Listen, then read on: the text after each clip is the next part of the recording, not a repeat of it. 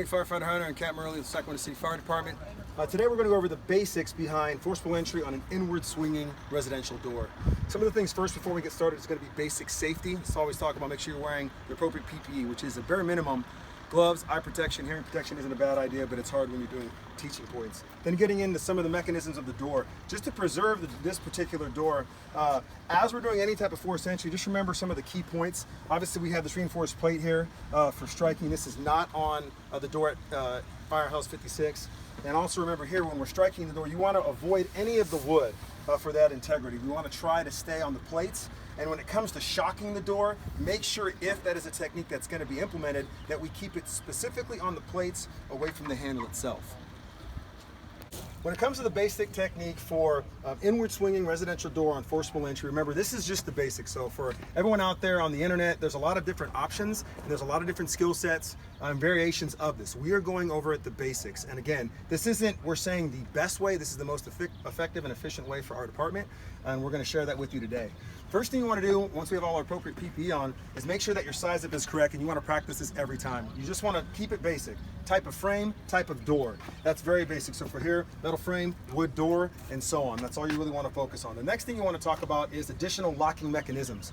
i.e. you see carriage bolts, you see additional deadbolts. Those are the basic things that you're doing. And then before we actually go to force the door, you want to try before you pry. Just make sure that the door itself isn't open. And that's your basic size up on the door, type of frame, additional locking mechanism. And with that said, we're going to get right into the force entry side of it. So at this point, when we're talking about gap set force, an option is to shock the door. That's a term that is commonly used. However, on this particular prop, it tends to do a lot of damage due to people missing the plates and a little bit of a lack of experience on why we are doing that and how to do it. So for this demonstration, we are not going to shock the door. Just remember, if you're going to use that technique, understand why we do it, how we do it, and when to do it. And if you're going to do that technique, make sure you utilize that by staying on the plates for striking and avoid the handle if you can and any of the bolts. It makes it a little tricky.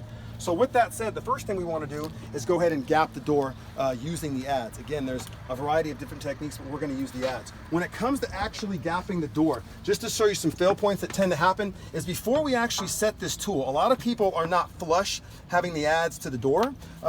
They actually keep the adze either at a wrong angle, or they're too far away, or the tool is actually not set against the stop. If that is not properly done in the very beginning of this drill, that tool tends to lose its power and force for actually gapping it. So for this technique, what we're going to do first is have Captain Early come on over, and he's going to help me set the adze for my gap. Also in this, as we look for additional locking mechanisms, kind of backing up here, when I press on that door, that will be a good way for me to help, along with pressing on the top of the door, and it applies now directly to the gap. So for example, as I press on the bottom of this door and I get some flex, that helps with setting the adze for part of the gap. As you can see, they're already there. Remember, for our technique, near the striking tool, I want my palm up and elbow close to my hip. He's gonna go ahead now and strike the tool. Hit. You can hear the change in pitch there, but we're against this op and it's ready for me to go ahead and attempt to gap the door. Remember, as I go to gap this, I want to keep pressure against those adze. I can rotate down, I can rotate up. Again, on this, you're going to see a lot of other departments that always rotate towards or away the pick, right? They have a set rule. For us, it's going to be leverage. Right now, because it's at my hip level, I'm going to rotate down. If it was higher up on the door, then I would rotate up using my legs. Mechanical advantage here is the key. So I'm going to set myself, I'm going to rotate down, keeping pressure on the tool. And you can hear it starting to crack. Now we're set. I got a pretty good gap already with that door. Now we're ready to actually force the door using the forks. Key piece here on using the forks, a lot of different techniques. When you have to know your tool, remember on this particular part of the forks, the bevel, as we're talking about this, we want that towards the jamb. We don't want it towards the door. That is a technique, it works very well, but for this particular drill, we're gonna put this towards the actual jamb. That does help the tool creep around. However, you do lose a little bit of those 6 inches in overall force. But today, that's what we're gonna stick with on the basics for SFD. Cameron's gonna come on over. I'm gonna place those forks right where I need to near that locking mechanism. Now remember, at this point, I want to keep it a little flat at that point, okay, as we work around the door.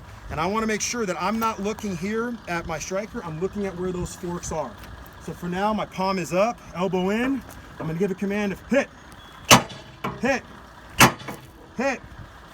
Okay, so if we're not gaining the purchase point that we need, you can always readjust the tool, such as here. Same thing, I'm gonna make sure we're ready. You ready? Hit. Perfect. Hit. Now, as the tool is being struck, I wanna make sure that I'm helping using my force, pulling back on the tool. Do not pull back on the tool as I'm saying strike. So now once I'm set, go ahead again, hit. Hit. Causing force. Again, make sure you set, hit. Door is forced, and we control the door. The only advantage to that is if at that point we didn't have the tool quite set, you want to make sure that you go to your second mark or the end of those forks to make sure that it's set. And once you apply force to the door, good athletic stance, it's always a good technique to check and see where your engine crew is at, where that attack line is, and where you're on the fire ground. Not a bad idea when you control that door to get a quick peek check for civilians.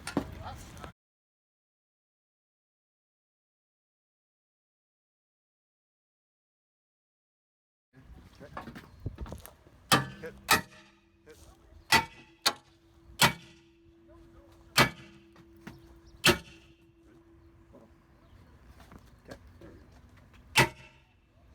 Hit. Hit.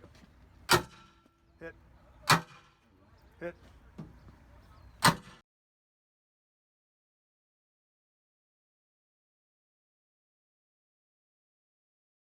Now that we have the tool actually set, we have it buried to the crotch. That's our second line there on the forks for the Halligan. That's why it's important to help you get a visual on that we're set.